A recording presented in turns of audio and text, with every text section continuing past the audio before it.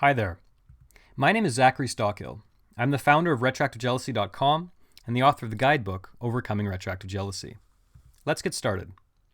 If you spend any amount of time trawling Google or YouTube for answers on how to deal with your girlfriend's past, you've likely come across a lot of varied advice.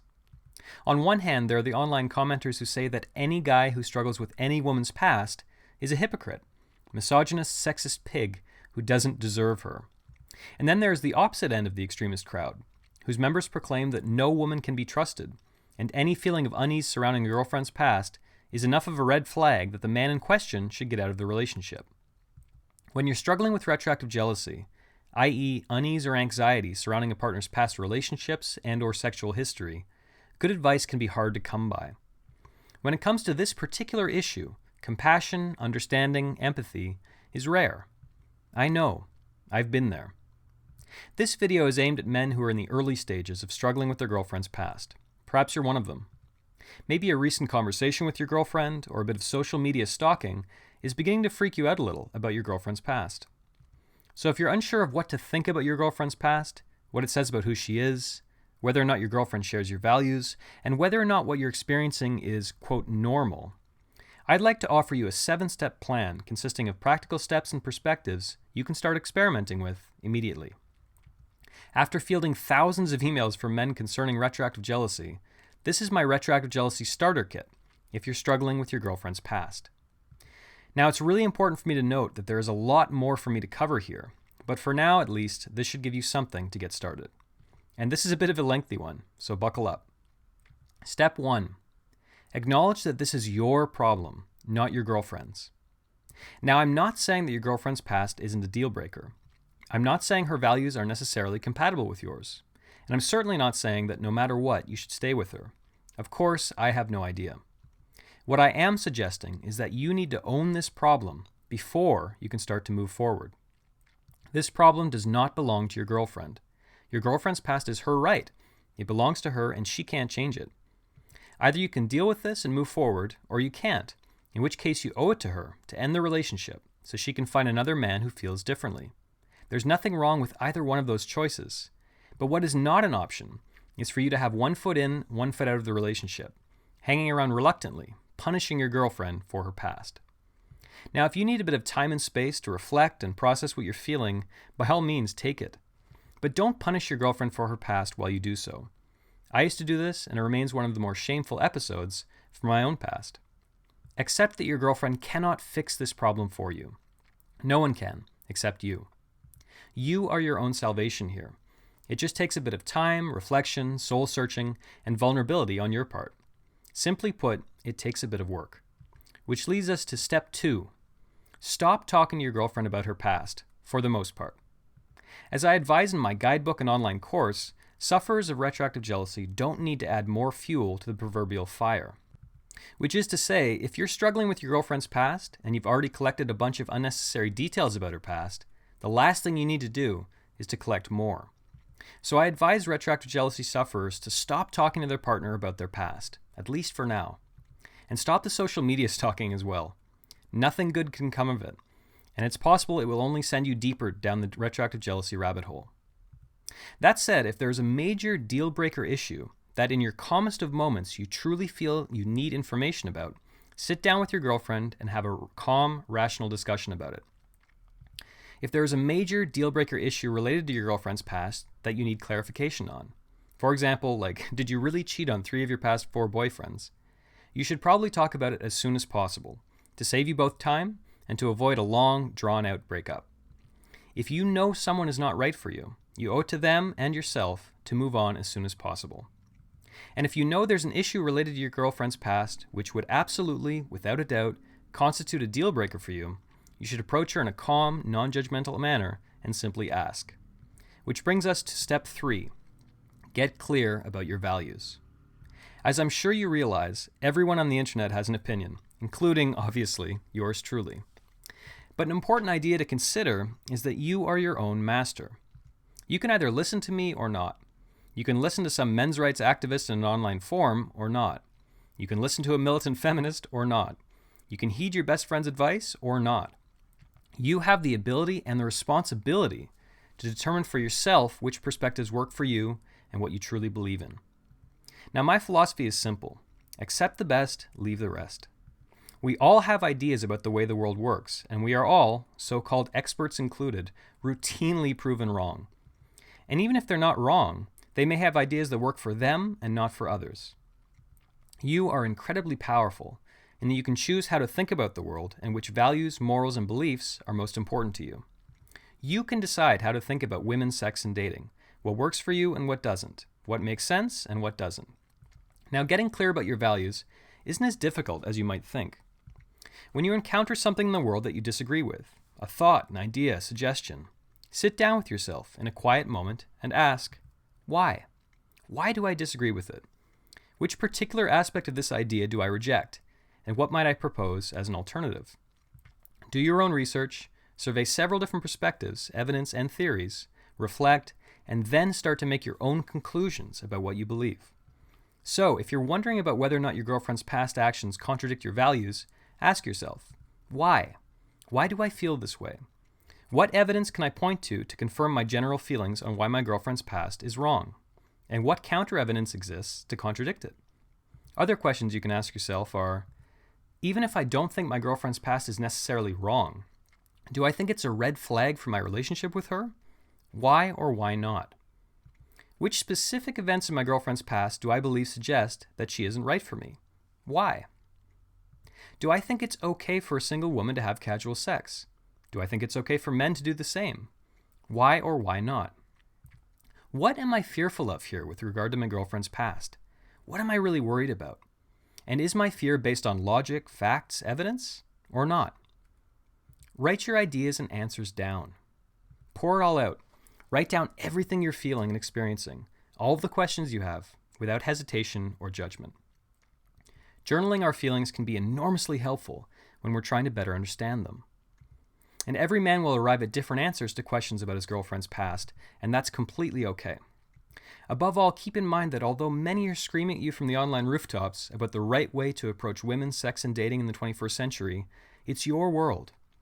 You can and should compile your own mix of ideas and beliefs from many different sources, consider each of them scrupulously, and arrive at your own conclusions about your girlfriend's past.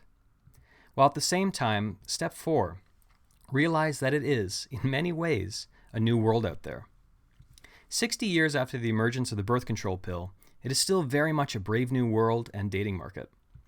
The pill and the sexual revolution of the 60s and 70s gave women new freedoms, new choices, not to mention a few new headaches to deal with. Throw in the technological revolution of social media, dating apps, and the internet, and things have become even more complex for modern men and women. Which is to say, the 21st century sexual marketplace is enormously complex.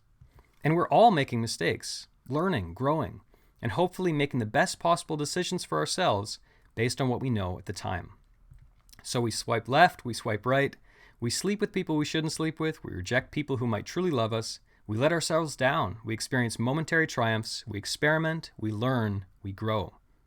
And hopefully, after a mix of good and bad experiences, we get closer to knowing what really works for us, what we like and what we don't, what we value and what we don't, and how best to navigate the manifold complexities of modern dating. The problem is when we think we have it all figured out, not just for ourselves, but for everyone. The problem is when we think in absolutes and fail to acknowledge the diversity of the human experience.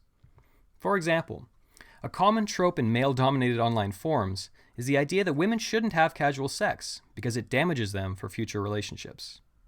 Now, a lot of experienced men and women in long-lasting, serious relationships would strongly disagree with this idea. In fact, a lot of these women would argue the contrary, stressing that seeking out multiple relationships earlier in life gave them the necessary perspective to know what they really want and fully commit to someone when they were ready. However, does a lot of sexual and dating experience lead to emotional complications and psychological damage in some women? Unquestionably. Can a lot of sexual and dating experience do the same to some men? Absolutely. But a woman who's dated only one man can have just as much baggage and more as a woman who's been with several men. Think about it. If you've only dated one person, and that person was an abusive sociopath, it's likely that you're going to bring some serious baggage into future relationships.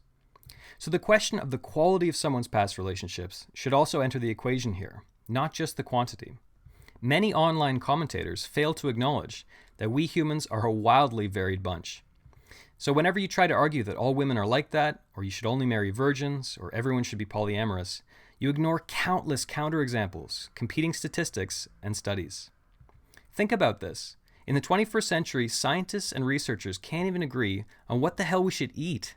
And someone is trying to tell you that they know the universally ideal models for sex and dating for our entire species? I doubt it. Again, we are our own masters. We can decide what works for us and what doesn't. And it isn't easy, especially in the 21st century. So whatever decision you make regarding your girlfriend's past and its significance for your future with her, cut your girlfriend a bit of slack if she's made mistakes in her past or doesn't have it all figured out. Neither do you. We are all trying to figure ourselves out. And at the end of the day, we're all in this together. So, step 5, don't be a hypocrite. Now let me clear one thing up right from the start. I know men and women are different, very different. But there are also mountains of evidence and examples to suggest that 1. Female sexual appetites are equally ravenous to their male counterparts. Yes, despite the disparity in testosterone levels and regardless of what anyone tries to tell you. 2. Casual sex doesn't necessarily damage women for future relationships, the same way it doesn't necessarily damage men. 3. Men and women are equally vulnerable to social and cultural pressures, and thus we are all pretty much equally experimental in the 21st century sexual marketplace. So don't be a hypocrite. Consider your own past dating experiences. Any negative experiences? Any bad choices? Do you have anything or anyone you wish you could take back? And furthermore, haven't some of your missteps and mistakes led to your biggest revelations about who you are and what you want out of life and love? The same is almost certainly true of your girlfriend. Men and women are different, yes, but we have more commonalities than differences. Before rushing to judgment about your girlfriend's past, consider your own past experiences and reflect on how they helped to shape who you are today. Think about all the ways you've experimented, grown, and learned. Think about the man you were 5 years ago compared to the man you are today.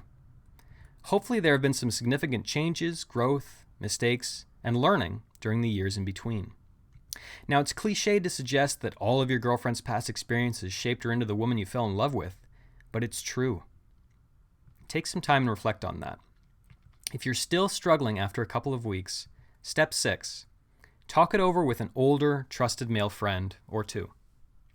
Men in long-term relationships commonly neglect their male friendships. I've done it, my friends have done it, you've probably done it too.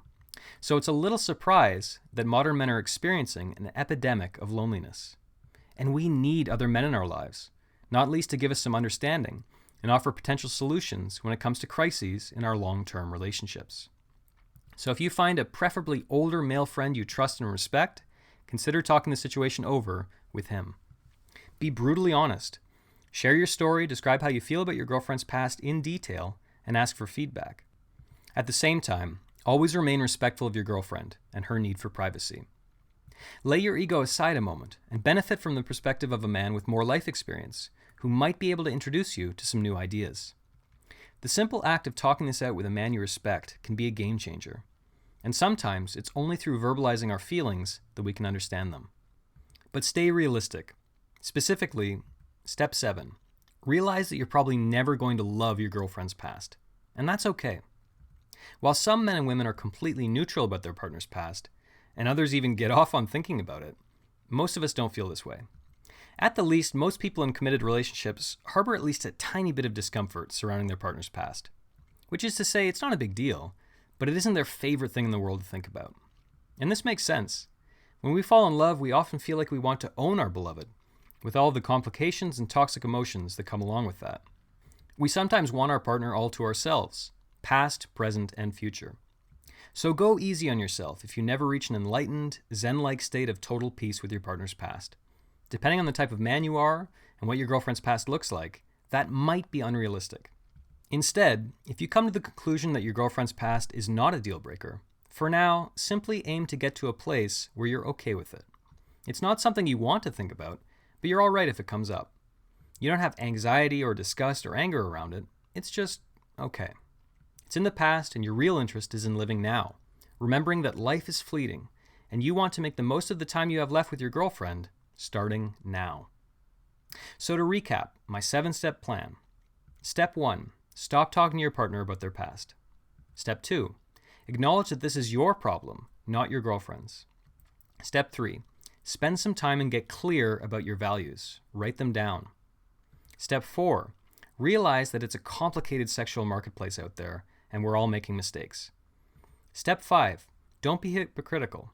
Consider your own past experiences and how they've helped to form and change who you are.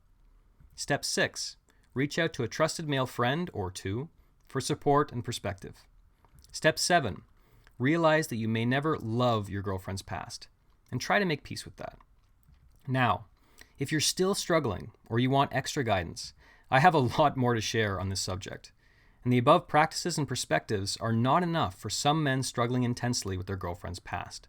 Maybe you're one of them. If you're struggling with constant or obsessive, painful thoughts, or constant curiosity and unease with regard to your girlfriend's past, you may be dealing with retroactive jealousy OCD.